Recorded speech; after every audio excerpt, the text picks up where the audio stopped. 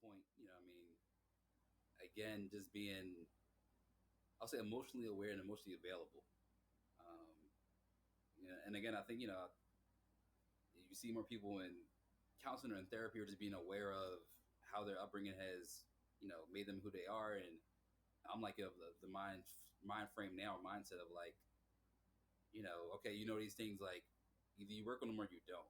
That's, as an adult, that's your task and challenge. Or if it's, hey, I want to work, I see this deficiency here, I want to improve it. Okay, do I go best about that? Putting that work in to be better. Again, like I said, than your previous self, the day before or whatever. Um, but yeah, I mean, I think that now it's like, you know taking stock of just the different emotions that we're feeling, and it's not just anger or frustration or being happy, um, but everything in between. You know what I mean? And that takes time. Um, and but having friends and a network and spouses and different people who can support you in that journey, um, I think will pay huge dividends for us. Um, you know, because using your example of, hey, we're in business and maybe this something happened and someone forgets, but then maybe say, hey, yo, bro, like I was hurt by that. You know what I mean? And be able to express that, and someone say, I feel you now. I received that. Yes, that was on me. I dropped the ball. Versus, nah, bro, you tripping. Da da da da. And then it's like, then businesses get fractured, relationships get fractured. Versus like leaning into, okay, I hear them, and I guess losing that whole thing of being emotional, whatever that means. Um, but allowing yourself, allowing us to feel different emotions and feelings, and like I mentioned, just challenging ourselves to be more emotionally aware and available for ourselves, for our friends, um, for our loved ones, and those things.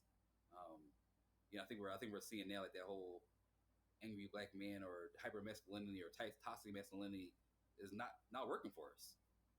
So I think that's kind of being pushed out as our the mainstream depiction of black men, through every day, as well as through media and cinema and stuff like that. We're starting to be shown more as, like we said, just being human, um, and celebrated in that way. So that's something I hope that we can continue building on that momentum.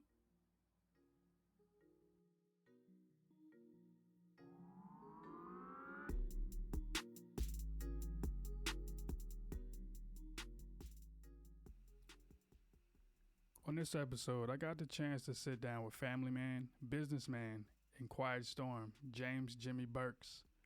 We sat down to discuss the joy of being a black man, his journey through manhood and now fatherhood, and what it takes to be aware of family history and black history. We sat down and unpacked building relationship with our fathers, how toxic masculinity and hypermasculinity are not working for us brothers, how we should build on the momentum of being seen as human, and how important it is for us to be emotionally aware and available for us brothers. Enjoy.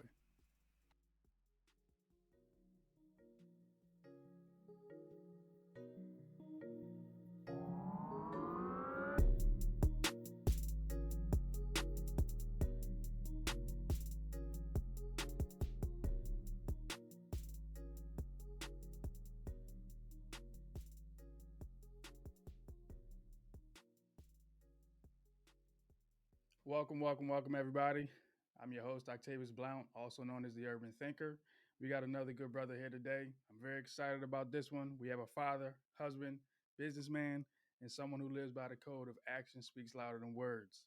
Good brother, if you can introduce yourself, please do. I appreciate that. I guess James Jimmy Burks. Most people call me Jimmy. Legal name James. But I guess proud resident and native of Philadelphia. Um, Someone who, I guess, just believes in the power of, I guess, helping others realize their potential. Social services background, but also entrepreneur, um, and I guess man of many things. Try to be. Yeah, I hear you, good brother. Last, I Um, just say a constant learner. So I appreciate that because everybody believes that you can learn from anybody. and then also a constant learner of anything. So I appreciate you for adding that into this space. So we just gonna kick it off, brother. What's one thing you love about being a black man? That's a great question. The first thing that came to mind, I think, is just our camaraderie. You know, I see it amongst our sisters as well, or just people of the diaspora. But just that common bond that sometimes you don't need to speak on it. It's just Mm-hmm. like unsaid, those nonverbal communication cues and those things like that. So I really do love that. Sometimes you just walk into a room and it might just be the head nod or "What's going on, brother? Good to see you." You know what I mean? Just Yeah. those different greetings.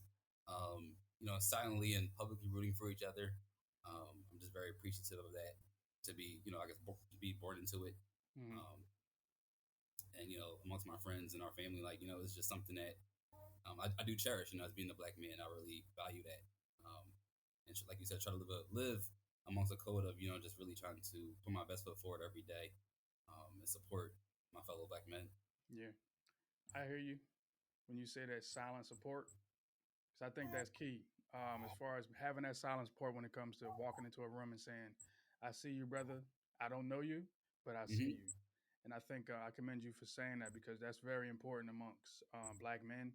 I see it a lot with black women. Like they'll uplift each other very well, That's dope. but then they'll do it outspokenly. So like they'll Hmm. say it out loud, whereas like us, we don't do it as much. We just look and pay attention and observe. Um, so I thank you for saying that, and I do hear you when you say the head nod because we had a lot of brothers on that provided that same sentiment of the unspoken language of black men, and Hmm. having that unspoken language is very important. And I see that in myself and you. Even when I met you at Episcopal Community Services (ECS), we didn't know each other, but we kind of knew like, all right, brother, I see you. I know the work Yeah. that you do, but I need to learn more about you in order to understand you. Um, so I'm gonna get into this space of getting in the den with you. So like diving deep into who you are and your expectations and how you discover yourself and navigating this world that we're in. So the first question I got for you is, at what moment did you discover your blackness? Oh man, I'll probably say earlier than I can remember, or I guess earlier as I can remember. As a young child, I was, I think raised to be very aware of not just who I was, but family, lineage, those things. Not just my mom, but my grandmother, other women, and other men in my family. Like we were very proud of our history. We used to have family reunions every year, which again, we had our older individuals. My grandma was one of 10, so I was always hearing different stories on their upbringing, different history, how we got Mm-hmm. here. Um, so I think early on I was like, okay, this is what it looks like, to be in a black family, be a Yeah. black man, be raised by a black woman, um, come from a black man and a black woman, and those things, and to be proud of that, I think that was something we always celebrated, um, just our upbringing, the challenges and the successes. So I would definitely say early on, um, I don't even know like the age, but learning those things, our history was really emphasized, Mm-hmm. and stressed on us, to like to be to be aware of and to know who we are, Mm-hmm. come from, and where we're trying to go. I love that because everyone thinks the education system and everybody else should teach about blackness, teach about certain things, but I also believe that it should start at home. Hmm. But if you don't know anything, like you always said, you're a learner. So you have to learn things on your own in order to know and not have the knowledge around what it means to be black, your blackness, and understand that. And I'm glad that your parents showed you that because then what would have happened? You'd have walked around life not knowing your Yeah. blackness, not understanding it, not appreciating it. And I see even with you, your wife, and your son, it exudes out when you show like this is who we are, and you have to accept that. And I think not knowing your parents, but hearing you talk about them a lot, that lets me know that they instilled in you something very important and that it stayed with you. And for me, mine was crazy because it's like I experienced it at Arcadia. I said this to a lot of people Hmm. um, where I had a teacher say that, Did you write your paper? Mm, And like just that experience alone was when I discovered myself as a black man and understanding that this can happen to me. yeah. But on the other end, I also have a mother that instilled in me certain morals and certain values to my blackness, and to Hmm. be able to stand on my own 2 feet and say I'm a black man and I appreciate who I am. So like we have the same kind of thing, but it gets from the point of you had a two-parent household, I had one, but it's the same exact thing. Well, no, I mean, I didn't meet my biological father till I was 18. Okay. So that part of my family from Charleston, South Carolina. So that is very much something that I've learned to, I identify with. I didn't grow Hmm. up in Charleston. I'm from Philly. Yeah. But I was introduced to my grandmother first when I was about 10. Hmm. So that was kind of like my way into that family. And since 18, I've been like, we go down and really forge a relationship with my father and that side of my family, my uncle. Um, so it was very much my mom, my grandma, my grandfather, uh, Hmm. my two aunts who were my mom's sisters, and then just kind of like a community of, or a village. I won't say community, a village of just literally aunts, uncles, play aunts, godparents. I'm 35, so it was very much like everyone knew us in the neighborhood. Like, oh, that's Vicky's kids. So it Hmm. wasn't much we could do or couldn't do without Yeah. people showing. But I think that helped us um, hold ourselves accountable. Like you said, we expected a lot of ourselves Yeah. because it was one of those like we can't get away with much because people know us in a Yeah. good way. Um, Okay. but yeah. Okay. I thank you for sharing that because yes, I did not know that information, and I'm glad that you expressed it now. So for that in that space, because like I said, in a single parent household, you may not see who your biological father is. You may know who he is. He may be in the Mhm. area, but I've always had the conversation with my mother about I don't want to be. I want to check off the box and just say, hey, who is he? What Mhm. does he look like? And what flaws do I have from him? What strengths do I have from him? Um, I met my biological father when I was younger. Mhm. And then when I got older, I had to make the decision, do I want to have the conversation with him on why he left? Yeah. So for you, I think that meeting him at an older age, um, how did you explore those feelings of meeting your biological father and understanding this is my biological dad? Yeah. Am I upset? Am I sad? Am I ready to meet him? So like what were those feelings that you had to explore that day? Oh my man, a lot. I mean, it was a journey. You know what I mean? And I think, Yeah. like I always grew up knowing who he was, and it Hmm. was a very interesting relationship. As in, like, that wasn't my first introduction to Charleston. Some of my family, I have, I grew up earlier on knowing I had family in Charleston. I have my aunt who's called my aunt, but she's really my cousin. But we had the same birthday, so which is literally like my dad's blood cousin. Hmm. Uh, so I grew up knowing or kind of like, oh yeah, we may talk on the phone a few times. But I think earlier on, when you're younger, I do remember like, you're 6'7", you're angry, but you don't know why you may be angry, or you don't understand like why can't they just come here, or why can't I just go there, Yeah. or why that's my episode Fresh Prince is why you don't want me, man. Like that Yeah. hits differently when you've experienced some level of that. So Hmm. I do remember that being younger, but then it's starting to feel like just a different level of, I don't say completeness, but when I met my grandmother, my uncle, who was really instrumental in like forging these relationships of being like, yo, you need to be in his life, Yeah. or like if you don't, say that, you know what I mean. But really, um, challenged than my dad. He's Hmm. very I'm laid back, but he's probably more laid back than me. Yeah. And I think they're from a different generation where they don't know how to explore those different feelings. I know he's in his 70s, so it's from a different. They have a whole different mind perspective on how they look at things, Hmm. and how they deal with things. Which I think for us sometimes it can be frustrating. Yeah. Um, I think we're more of like we're going to tackle it head on if we need to, Hmm. versus running from it in most instances. Yeah. Um, when we try to black men, we try to uphold ourselves to that. But I think when I got to the point when I was like, all right, I'm gonna go down, my mom was like, supporting me in that. She Hmm. never was like on that type of like from that sense of like, oh, this is that's your dad, Yeah. trying to not have that relationship. She always was there as, hey, if he's, I know you want that. If he's going to meet you halfway or come to that space, I support you in doing that. I Mhm. support you in building that relationship. And I'm thankful for that. 'Cause I think that could have gone a definitely different way.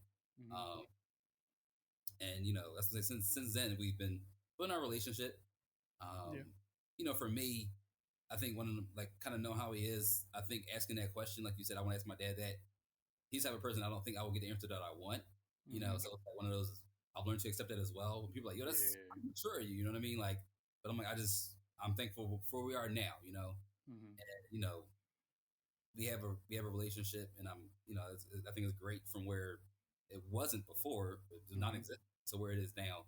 Um, and it's something that I think we constantly work on. Probably between him and I is very much that's not said. But it's more through Yeah. action. You might just call, say what's up. When we go down, we stay with them.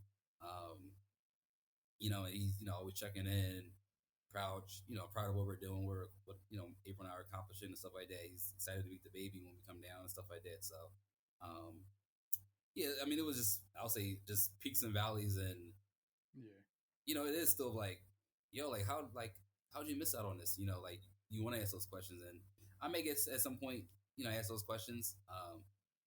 At this time, I've decided it's not that important for Mhm. me. I think I'm like concentrating on moving forward, Yeah. uh, versus like I think I guess rehashing or trying to drum up those feelings. Yeah. Um, I think in some ways, like I mentioned, like I don't know if the emotional capacity is there for the conversation that I will want, Mhm. which is fine. I think I've learned to like our parents are people too. So I know sometimes we hold them up here, so it's Mhm. just like you were at one point a young dude trying to figure it out. You were a parent how you deemed the most correct way to do it or how you were parented.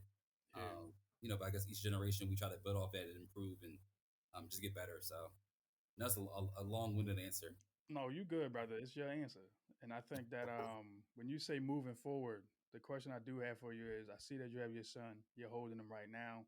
So how will you support him in exploring his feelings? Because I know right now, like he'll maybe cry, he may be sad, he may be hungry. But as he gets older, society does say black men shouldn't cry, they shouldn't do this. So how will you allow your son to explore his feelings? Explore any and all feelings. I mean, that's how I was raised. Mm-hmm. You know, thankfully, again, you know, I didn't have that in my life of like, I guess, what a man should do or how he should act. I had Mm-hmm. different examples of a bunch of different men, Mm-hmm. who some were more stoked than others. Some were very much like, hey, this is what's going on in house school, helping me, challenging me to, why do you feel that way? Why are you thinking, critically think and explore those different feelings, Yeah. as well as my mom and my aunts and my grandmother and different people, who, we used to joke growing up, like my mom would just be able to cry, whether it be happy tears, and being younger, you don't always understand, like, if you're happy, why are you crying? But I saw Yeah. early on, like, you can cry if you're happy. It's not always if something bad's happening, you're sad. Mm-hmm. And then like something that I think helped me out earlier on, which probably I didn't know would pay huge dividends in just who I am as a person is, I'm not sure if you know, but when I was about 10, my mom was diagnosed with a disease similar to multiple myeloma, Mm-hmm. amyloidosis. So that Okay. was something that we dealt with as a family of bouts of remission and chemo and different things and the ups and downs of hospitalizations and all those Yeah. things, until she passed a couple of years ago. Mm-hmm. Um, we dealt with as a family for almost 2 decades. Mm-hmm. So I say all that to say, earlier on, she got her treatment and care from Jefferson. They had a social work group for kids of parents who have cancer. So that was something that I was in. My sisters were in. Um, and at that age, you're like, okay, I don't know what a social worker is, Yeah. but you just come there and they help you. Well, how are you feeling today? You may be upset or angry, or you don't understand why this had to happen to your mom, Mm-hmm. but helping you explore those different feelings. So I think at that time, I learned earlier on, like, oh, it's okay to express whatever that is and Yeah. lean into that and like really trying to understand like why am I feeling this way. Mm-hmm. Um, so yeah, so I think that just paid huge dividends on like I'm very expressive, but I don't say a lot. I say a lot, but if someone asks me, like, I give you a real answer. I don't try to run away from why I'm feeling different things. Yeah. try to be very introspective around like processing why am I feeling this way? Why was that my reaction to that Mm-hmm. question, to that answer, or something like that. So, um, yeah, I mean, I think that was super helpful, and I think helping me become who I am. And Mm-hmm. to answer your go back to answer your question, I would just like really try to support my son. And if we have additional children, we definitely want to expand our family, but pass that on to them. Really to just again don't run away from that. Like you said, Mm-hmm. despite what society says how you should act or what you should do or what you should say in different instances. Um, you know, Black men are human beings as well. What I mean, Yeah. so Yeah. I mean, I'm glad that you talked about the experience that you've had when your mom did pass, because that's hard for somebody to be in your life and then suddenly they pass, and then the space and the resource that you found for you to be in that support system and say, hey, why did this happen to me?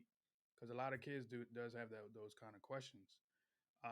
And then you also said, I want to get back to you said about your son. You said express all feelings and understand, and I think that's key as well, because it allows him to say this is how I'm feeling, but then it also allows you to hear him, hmm to say, hey, I'm upset, but then it just doesn't end right there. It's either you saying, okay, well, why are you upset? Let's yep. have the conversation. Let's open that door for you to feel and understand why you're feeling this way. So even that being passed down from your mom to you, and then now to your son and future kids as well. I commend your mother for that. Your mother, your grandmother, for allowing you to express yourself in ways and for you to understand that. Um, so you said you had a lot of examples as far as black men, what it should be to be a black man. You said some were stoic. You said some were more expressive. Um, so how did you navigate this world as a black man so successfully? Did you learn from somebody? Did you observe anyone? Did anyone give you some advice that you can take from here? Man, I think it's just you take I guess a little bit from everybody. Mm-hmm. Um, like I mentioned, my grandma was the oldest of 10, so I had seven uncles. Mm-hmm. I was able to meet six of them. One passed before I came here, but from Mm-hmm. that, I got a slew of cousins. Yeah. Again, who were a little older than me. Late 30s, early 40s, 50s. Um, and I think as a family, being present, not just like showing up for like your family, but like your immediate family as well. Like, so I saw like, oh, I got cousins my age or younger. Again, I saw them how they were interact with their kids, Mm-hmm. whether they were married, serving as a husband, or just as a parent, or a spouse, or their professional careers. Um, a bunch, like I mentioned, play uncles and different people. Mm-hmm. Always grew up playing sports, so basketball was probably my main sport. But probably one of my first teams, like my coach was like, that was my guy. You know what I mean? I think he saw like, okay, this is how Jimmy receives information. This is how he likes to be challenged. Mm-hmm. So now, and I was receptive to that, and we don't have relationships today, but he's somebody where I was like, man, like, it was just use sports as a vehicle to engage with young men or young women as well who play sports, so just like one of those, like, you learn different skill sets and lessons through sports. I won't say from Mm-hmm. sports, but through sports. Um, so yeah, I mean, I think you just kind of take a little bit from each person. Mm-hmm. Um, and I guess you try to build your own, Yeah. build your own thing, your own creative player, I guess. Yeah. Uh, I heard that. I heard and say like, that. okay, this is I'm take from here, and this is who I am, and this is how it fits into my life, Mm-hmm. and who I am, and kind of go from there. Yeah. Um, then also I have a great group of friends who I think we all challenge each other. We root for each other, support each other. What I mean, we're at the age at this point. It was like I love you, bro. Not on some what's going on, man, my man. Like it's no, how you been? I'm checking in. Mm-hmm. We're all across the country now, Yeah. doing our thing. But it is like a brotherhood, a genuine love for each other. Like it's we are hugging each other and stuff like that. At times we Yeah. might cry with each other. Because people are going through different things. People are starting their Mm-hmm. own families. People are investing in their careers. Others are losing loved ones as well. So it's like Mm-hmm. one of those again unfortunate shared experiences. But it's like Yeah. when we know we can call each other, be each other, be there for each other, lean on each other when we when we need it. So. I hear you when you said you take a little bit from this person, take a little bit from that person. I don't know if you watched this show, but I'm getting this from a brother that said it in a meeting that I had on Wednesday. Samurai Jack. You've heard of Samurai Jack before, right? The show? Yeah, I feel like I have. yeah. So with Samurai Jack, he went to different masters and learned different kind of masters around swordsmanship, samurai, becoming a samurai in different areas and different styles. Hmm. And when I heard you say you take a bit and pieces from each person that you've come in encounter with, I hear that, and you become your own master of yourself. So I've done the same thing. I'm gonna put you in the group that I have as well, because all the brothers that I've had on, I've learned either they were younger than me, older than me, same age as me. I took bits and pieces from each person, and I'm still creating, still molding this master of who Octavius is. But then at some point, you got to say, I can't be like them, but how can I make this my own journey? How can I turn this into something that would benefit me? Um, have myself learn about myself a little bit more. And I think when you said take bits and pieces, that's key. Like you can learn from people, you can learn from a lot of people. But at the end of the day, who do you want to be? And why do you want to be that individual? Hmm. So when you say James, Jimmy, people may say that Jimmy might be your alter ego. Like you may be that outgoing person in certain spaces, and some people may say, "Oh, that's James," Hmm. but quiet, reserved, get things done, very short and to the point. That's Jimmy. Like some people may say it like that. I mean, I know I have. I never said it to you, but I have even at ECS when like you're laughing and you're joking around, like that might be James. That's why I said, "What's up, James?" Because I Right. see you. Um, but I never known that people called you Jimmy. So like I felt as far as Jimmy was, people in your circle, your immediate circle, were that's Jimmy. That's not James. I don't call him that. And like I've heard. No, I'm talking about people in your circle probably was Oh yeah. like, yeah, I don't call him that. I call him Yeah. Jimmy. Like I've heard your wife say it. I heard some people in your space say it as well. So I was just like, well, that's probably like a sense of endearment for certain people when it comes to Jimmy James. Which one do I pick? But hearing you say you had multiple examples of what it means to be a black man, I think to me, I think that's key for a young black man when they're growing Hmm. up. It's just to see multiple ones. Yes, you may have a father, but it gets to a point where it's like, okay, I'm going to be going out into the world and I'm going to be working. I'm going, like you said, playing sports. I'm going to have friends. I'm going to have people that I talk to. I'm going to see other black men than just this person that I see at home every day. So I commend you for saying you had uncles, cousins, friends that embrace you because some of us don't. Some black men do not have a space for people to embrace them. So thank you for sharing that. And Yeah. I totally get it. So in this space of rep, I'm gonna just go into the space of I gave you a lot of titles in the beginning, from father, husband, businessman. With those hats that you wear, how do you represent all of them when you're walking out into the world? Do you take one off in certain spaces? Do you put all of them on in one moment? How do you represent those identities?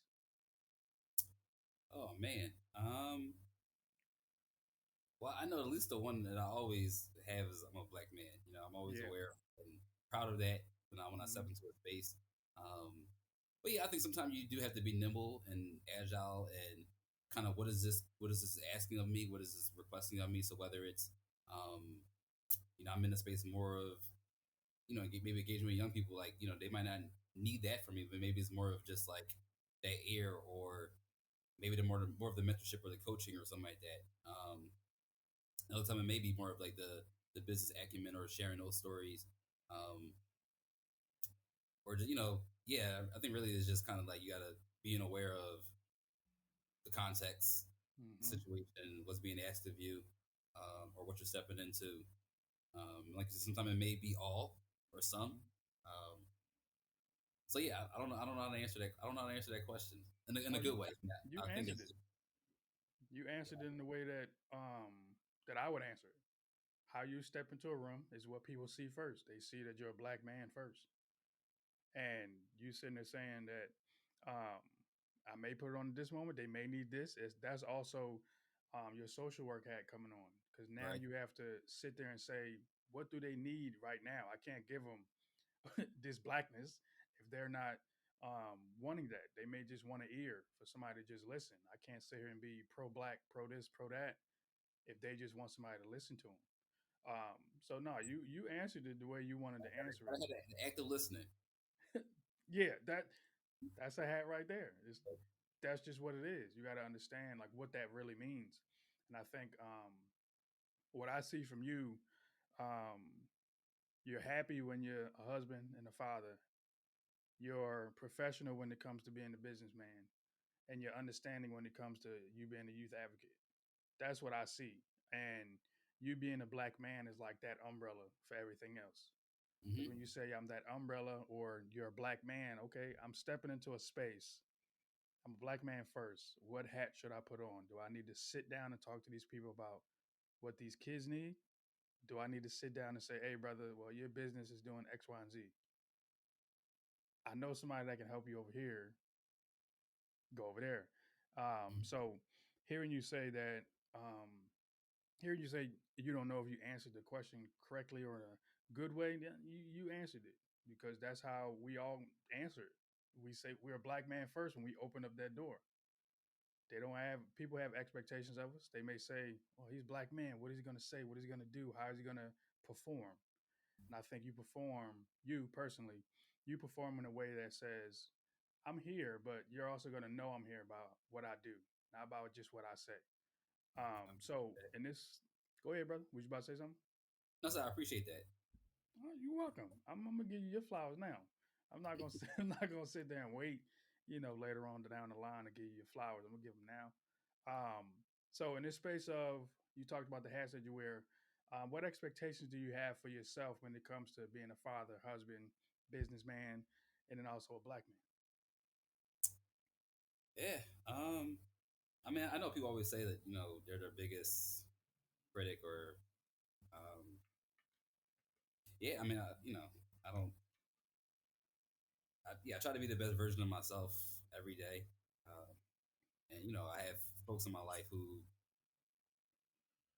give me nudges. Yeah. When they see I'm not performing up to maybe who I am. I pride myself on being consistent. In whatever that is. So showing up as a friend, a husband, a brother. Mm-hmm. Um, you know, whatever that is. I pride myself on that consistency. Um, whether it just be like actually like being engaged and showing up, but also in my actions and my behaviors. Yeah. Um, so I mean, I think that's probably just like the biggest, I would say, expectation. I just try to really just strive for that consistency and being present. People know they can call me when they need me, Mm-hmm. um, and champion for our people, um, young people, the sisters, the brothers, everybody, our communities as well. Mm-hmm. Um, and that's something I pride myself on. Those expectations. I don't try to beat myself up if I don't do that. We all have days, and Yeah. like you said, we're Yeah. all flawed, stuff like that. But yeah, that consistency. I think that's probably the biggest thing. Okay. Um, and definitely moving forward. As he gets older, like you know, again, being consistent, showing up, Mm-hmm. being present, being engaged. Those are things that unfortunately I did not have growing up. Yeah. From my direct father. But it's Mm-hmm. like one of those where it's like I'm like, okay, if and when I do have children, like that's going to be me. Mm-hmm. You know, and not just showing up, but also someone can see all sides of me. So it's not just happy Jimmy or whatever, but Yeah. the different emotions, also being emotionally present in those things as Mm-hmm. well. Um, so that's something I look forward to. That's something that I try to do. Like I said, as a business partner, as a friend, as a husband, um, as a brother to my siblings and stuff like that. So, Mm-hmm. um, as a professional as well. So, Okay. So how do you think you overcome societal expectations when it comes to being a black man? I mean, I think at this point, I don't really, I don't say I don't care about them. I'm aware of them, but I think Yeah. growing up, at first it is, and I think as I was becoming a young man, it is that okay, I've overcome statistically what it looks like to be from an inner city and a single parent and from Yeah. a certain economic background, Mm-hmm. um, to where I was able to go where I'm going. But I think now I'm like, that doesn't mean I don't put much weight into that. I do it. I know it does exist. Mm-hmm. So I guess like really it's on some like Jordan stuff like you really battling yourself. You know what I mean? Yeah, It's like that's true. that's who I'm trying to be. Trying to best every day is I guess that previous version of myself. Yeah, From yesterday, something like that. So I totally agree with you because it's um, like at some point, societal expectations, I really don't care. Like, let's just be honest, because at some point you're just beating yourself, mhm, and if you're trying to beat societal expectations and also expectations that you have for yourself, like you can burn yourself out. And it's like with Michael Jordan, yeah, he was only trying to beat himself. He wasn't even worrying about the competition. It's just like, how can I be better the next day, next game, next month, next year? And even hearing you say, how can you be a better man, be a mhm, better father, be a better husband? Like, those are expectations you have on yourself. Society doesn't have those expectations on you. They have expectations of you being from a single parent household, you being a black man in the inner city. Those are expectations to say, well, yeah, he's not going to do that much. But you beat the odds. A lot of people say, well, that's the cliche term, cliche slogan, but yeah, you did. You yeah, can. yeah. I realized for myself, and I would tell people, I mean, in a real life thing, I definitely um, like I'm no longer in the space of workforce development every day working with people, but I think people come in and they have I remember working with a lot of young men, Hmm. and it's like, oh, I got this going on, I got that going on, and I remember telling one dude, I'm like, everybody got a story, like not to Yeah. diminish what we're going through, and I think once I learned that for myself, it's we all have different starting points, so like yes, it feels good when you're like, oh man, like maybe against society didn't expect me to end up at a Arcadia Hmm. or at a St. Joe's and doing these different things. But Hmm. it's like, okay, it's people that I was meeting people who from, coming from different countries. And I'm like, we're all here together, which is like, you've defied whatever odds you have, so it's like, Hmm. it's like, I guess using it as fuel and power to keep going and keep pushing. Hmm. And, I don't say I'm trying to hold myself to expectations of my immediate circle and my friends, but I do say, hey, do ask my wife, hey, how can I be better? You know what I mean? Yeah. What are my blind spots? That's something again from social work. Yeah. What are my blind spots? So that was something I always, whether as like a leader or the manager, I was asking my staff, what am I not seeing? Hmm. I can't be everywhere. As a friend, I know, what more can you take need from me, or what more can you use from me? As a brother, so I'm very close to my sister. Hmm. So she's again another person who very vocal. Yeah. Sometimes you need people in your life to push you. Hmm. Um, you know, Stuff like that. So again, it's something that I respect her opinion, and somebody that I'm a little older than her, but we have a mutual respect and admiration. Hmm. Um, and I know if she's telling me something that's, hey, it's to better myself as well as my wife and my friends, Yeah. my business partners who are really like my brothers. So again, if it's we have real life, have real conversations that go just beyond X's and O's and strategy for the business, but it's something that we started over 10 years ago Yeah. as friends, and we can operate in those different spaces of friend, business partner. Sometimes when it might be a hybrid, but then also Yeah. you also having to be able to receive whatever that feedback is. Yep. So I'm challenging myself of sometimes like, oh, I didn't want to hear that, but maybe I needed to, or why was my reaction to that when I asked Hmm. April, blah blah blah, whatever that is, and trying to discern, okay, from that I hear this, and I need to maybe work on that or add this to it, Hmm. and hold that mirror up. So that's a constant daily thing. Yeah. So Okay. So still working on that. So I hear you. We we all have working on something at some point. So I do want to ask you this question of in the space of you expressed being a black man in this world, societal expectations, and with those societal expectations, how would you like people to perceive black men? Yeah, I said it earlier. Mm-hmm. Whole real life people. Um, Mm-hmm. I'll say complex individuals. And I Okay. think it was an earlier thing, and I didn't get a chance to mention it. Of like, yes, I was fortunate to have all these different influences, um, but I think it's like a point in your life when you realize like, oh crap, my grandfather, who whoever who I hold up here, Mm-hmm. and as you get older, you start making more connections. Like you start peeping different things, like, oh, like maybe that's not the best trait from that person, but this is someone who in your eyes could do no wrong, or uncle or a dad or someone. Mm-hmm. Um, so you also begin to understand like these individuals are human as well, and they have different challenges in whatever space that is. Um, so I think again, people to look at all black men in that sense. Mm-hmm. You know, complex individuals.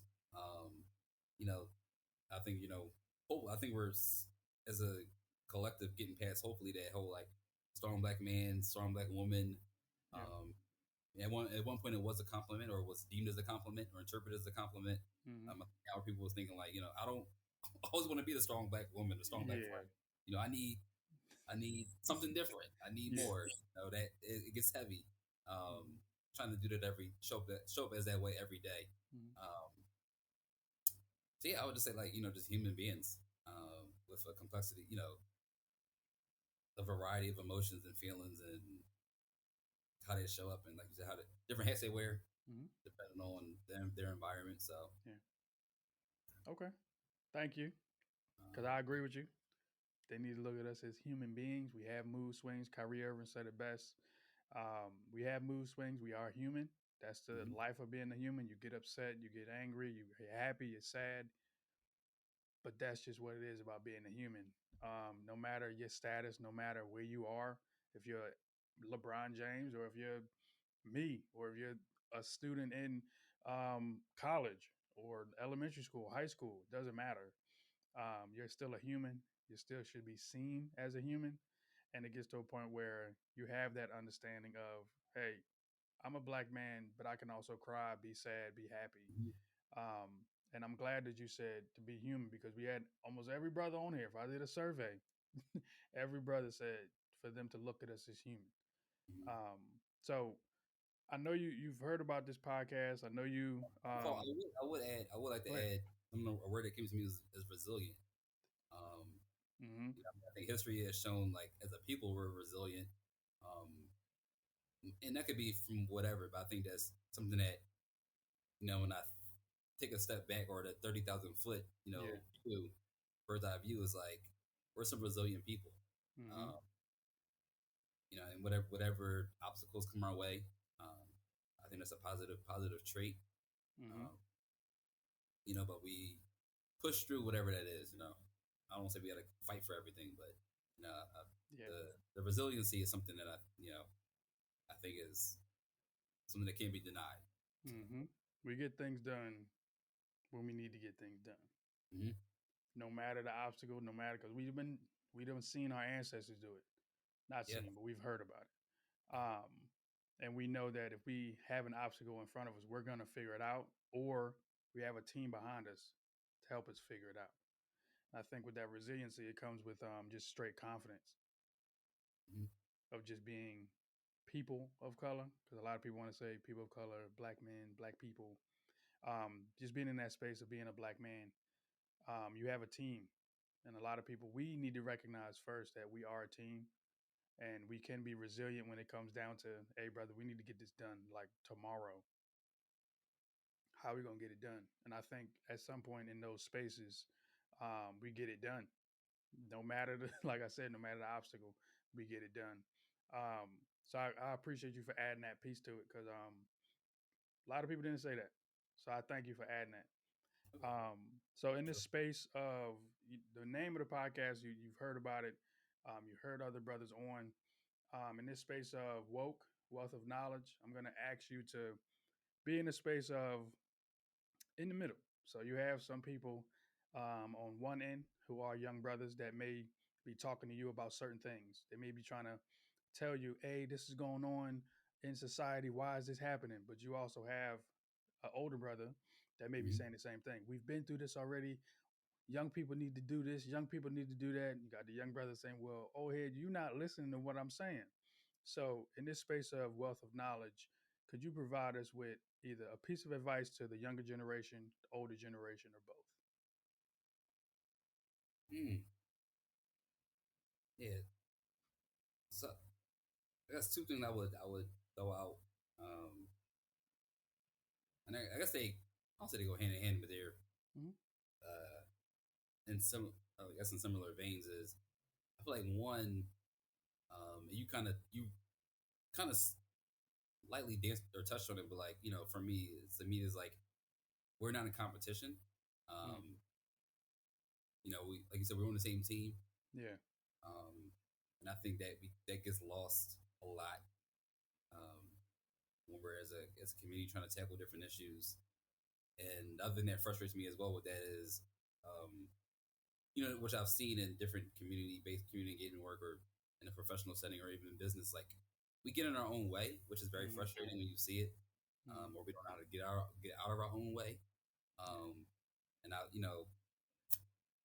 something I've seen across men as people, but definitely for black men, I think that pride and ego can be Mm-hmm. some of the biggest downfalls or pitfalls Mm-hmm. on why things don't get done or why things don't get done at the pace or speed they need to. Um, again, people get in their own way. So, if it was a piece of advice, I think to let that pride and ego go. Confidence, like you said, we're confident people. I Mm-hmm. love that. But sometimes that pride and ego is too self-serving. Um, we miss out on opportunities or we don't maximize opportunities for ourselves, for our people.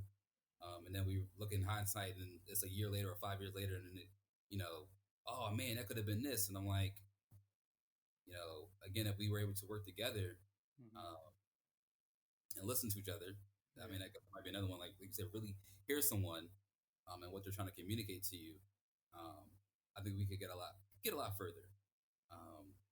And I would tell that to people in the middle, the older generation, the younger generation, like like we all on the same team, or we strive to be.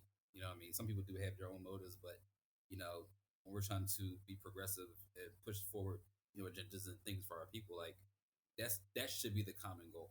Mm-hmm. Yeah, not what Octavius thinks. Like, yes, Octavius might have his way of how he wants to get there. Yeah. Jerry might think this, but then it's like, okay, if really ultimately 100 years from now, we're not neither one of us are going to be here. So really, if it's Yeah. okay, how do we push this forward for it can benefit the most people, Mm-hmm. not just you know for Octavius's legacy or the Yeah. media gratification on that. So Mm-hmm. yeah, and I see that. Man, I'm pretty sure you've seen that in your line Mm-hmm. of work. I see it Yeah. in business. I've seen it in community efforts on why things don't um, get done on Mm-hmm. where they could get done. The potential is there, but again, we get in our own way at times. Yeah. So that's something I would encourage my fellow brothers to really hear and listen to and practice. Mm-hmm. Get out our own way listening, and kind of leaving that pride and ego at the door. Yeah. When we're trying to get things done together, because again, people know we can get it done. Is sometimes we get in our own way. Mm-hmm. So Yeah. I think one thing that caught my attention was when you said it's not a competition, and I've expressed this on several occasions. mhm. We can all eat, like we can all eat at one point. But the one thing I want to add to that space of Kevin Hart said this on the pivot. Um, he said, "Yes, I have my own tequila. Mhm. Yes, You see that clip? the Yep. yeah, the Rock has his own, but I will be the first one to uplift his." Mm-hmm. And I think that's a great example of what it means to not be in competition with your brother. Meaning, if you have something and I have the same thing, I'm going to uplift yours. But also, yes, I have mine, but I'll be the first one to raise up a glass, raise up this bottle to say, hey, come get this. That's just what it is. So I think that this whole issue of competition, we don't need to fight each other. We really don't. This competition of um, who's in this space, who's doing this, who's doing that. even in the line of work that I'm doing outside of this, Yeah. is we all work in silos. Like we have things going on over here, we have things going on over here, but we don't want to make it bigger. We want to make it bigger on our own, but then you can help so many more people if y'all just did it together. And I just think that competition is like the detriment of black men, ego, like you said, and not being able to take a step back and say, okay, I don't know how to do this, but he does. Hmm. I'm very well at this. I can support him with that. That's just not how it goes. It's well, And being humble enough, you know, what I mean, that's something that I pride myself on is being humble. yeah. Humble enough to ask, yo, Octavius, I can't do this. I know you can. Or Mm-hmm. let's go get so and so. Let's get homie over here because I know he can. This is the piece that we're missing. Yeah. This set or this woman or whoever, whatever party. You know we need this group or these individuals to help us Mm-hmm. get to that next level. Um, and not wasting time and energy trying to again like no I did it. Um, Mm-hmm. and I would say I know there's those feelings of competition exist for different reasons. Mm-hmm. I mean really I guess you could argue that we've been replacing competition and what we thought was competition the moment we got we're set foot here Yeah. placing it with one another so it's going to still take a lot of unlearning. um, Mm-hmm. so whether in business or we both are kind of in the social services space. So Mm-hmm.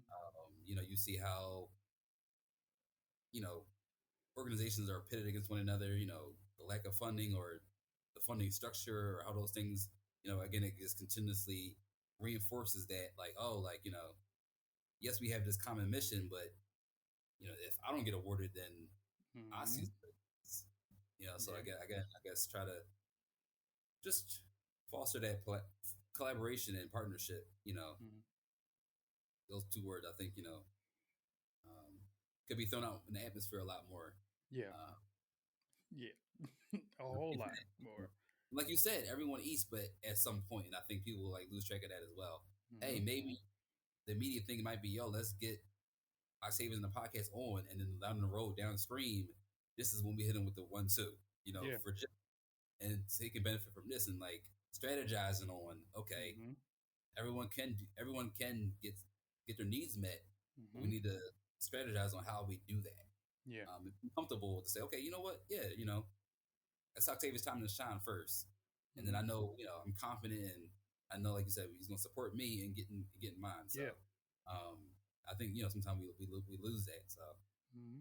It's or that's always a. Go ahead, brother. Go ahead. no, I'm saying or that's ignored. Whether in business or just Mm-hmm. whatever walk of life. Um, so Yeah. I hear you because it's also the when you say competition is also checking other people's pockets when it comes down to it. Because like you said, if you send it saying, well, it's his time right now, and I know he's going to support me later on down the line, that's just what it is. mm-hmm. But then it's also we got to keep each other accountable because we can sit here and say, yeah, we'll do this, we'll do that later on down the line. Somebody gonna forget, Right. and it's like we have to keep each other accountable. We're like, hey, bro, like it's that time. Let's go. Mm-hmm. Um, and if I'm not ready, I got to get ready, and vice Yeah. versa. So I know you express certain things when it comes to seeing things, experiencing things, as well as myself. What's one thing you think black males can do to grow together? Mm. No, I mean, I feel like we said a lot.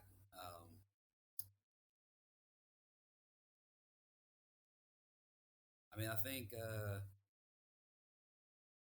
at this point, I mean, again, just being, I'll say, emotionally aware and emotionally available.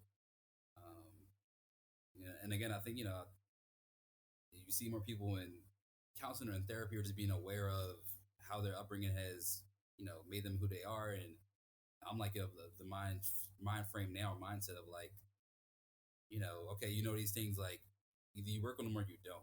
That's as an adult, that's your task and challenge. Or if it's hey, I want to work, I see this deficiency here, I want to improve it. Okay, do I go best about that? Putting that work in to be better. again, like I said, than your previous self the day before or whatever. Um, but yeah, I mean, I think that now it's like you know taking stock of just the different emotions that we're feeling, and it's not just anger or frustration or being happy, but everything in between. You know what I mean? And that takes time. Um, and but having friends and a network and spouses and different people who can support you in that journey, um, I think will pay huge dividends for us. Um, you know, because using your example of, hey, we're in business and maybe this something happened and someone forgets, but then maybe say, hey, yo, bro, like I was hurt by that. You know what I mean? And be able to express that, and someone say, I feel you now. I received that. Yes, that was on me. I dropped the ball. Versus, nah, bro, you tripping. Da da da da. And then it's like, then businesses get fractured, relationships get Mm-hmm. fractured. Versus like leaning into, okay, I hear them, and I guess losing that whole thing of being emotional, whatever that means. Um, but allowing yourself, allowing us to feel different emotions and feelings, and like I mentioned, just challenging ourselves to be more emotionally aware and available for ourselves, for our friends, um, for our loved ones, and those things. Um, I think we're seeing now like that whole angry black man or hyper masculinity or toxic masculinity is not working for us. So I think that's kind of being pushed out as our the mainstream depiction of black men, through every day as well through media and cinema and stuff like that. We're starting to be shown more as, like we said, just being human, um, and celebrated in that way. So that's something I hope that we can continue building on that momentum. Okay. Thank you. I'm very glad that you said that. Because you said emotionally available, and Hmm. I think that's one thing that we definitely need to recognize. Because, like you said, those conversations of wanting to approach the conversation but not knowing how they're going to respond is a scary thing for some people. And I think with that, just understanding like yourself and saying, okay, I need to be humble in this moment. He is checking me, but he's doing it out of love. And I think Hmm. that's one thing that we kind of miss is how is this person checking me? Are they doing it out of love? Are they doing it to make me better? Hmm. So I think that was key. So I appreciate you for saying that, brother. Um, before we end, I do want to elevate any work that you have coming up, any Okay. events, any programming that you have going on. If you can plug your business, please do. Oh, for sure. I appreciate that. As you mentioned, I'm a business owner. I'm co-founder in Common Ground Management, firm here in Philadelphia, marketing firm. Started with two partners, Dom and Sherm. But we're just really big on supporting our communities. We assist individuals in business formations, trademarks, different business services, different marketing services, logo and website design. But we've been fortunate to be in business for over a decade, and helped at this point thousands of Philadelphia-based businesses as well as across the country. Um, so if you're in need of those services, as well as follow us on CGM Philly. We're really big on accurate information, and it's accurate information as well as just resources. So our big thing is, hey, if we don't know the answer, we want to connect you with someone who does. So whether that's the legal realm or the accounting space, we're big on just entrepreneurs and small business, and seeing again not flaws that our previous generation had, but how we can build on what our forefathers and foresisters built for us as a business community. Mm-hmm. How we can take it to the next level. So we're really big on just uplifting individuals and businesses and those things. Help people trying to scale and grow their businesses. Other thing I would want to really share with folks is, I'm on the board for a nonprofit called Athletic Club of Fairhill. So it's a organization that focuses on engaging young people, primarily ages 4 to 11, using soccer as a vehicle, to just really everything we talked about, exploring their leadership skills, their emotions, physical and I'll say physical wellness as well as um, behavioral wellness, Mm-hmm. those things, and just really using soccer as a vehicle to um, potentially alter the trajectory of some of these young people's lives. Mm-hmm. We primarily serve individuals in the Fairhill community that's in North Philly, but we have young people on our team from all across. the city as well as in the immediate area. But they play soccer throughout the year.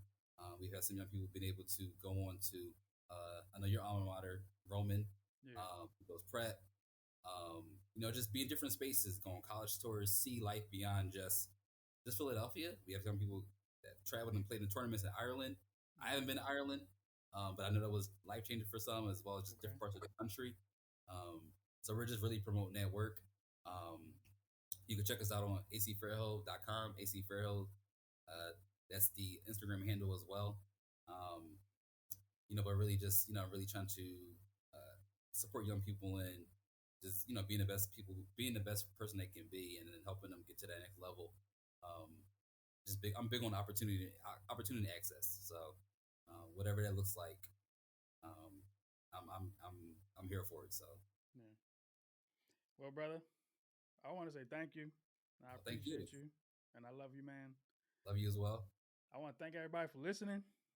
I do want to plug some things for you all. Um, Follow us on Instagram, Urban Thinker Media. You can also subscribe to our YouTube channel, Urban Thinker Media, as well. And also go to our website, urbanthinkermedia.com. We have some projects coming up soon. We have some projects coming up next year. I will be reaching out to James and other black men that you've seen and heard or have not seen just yet.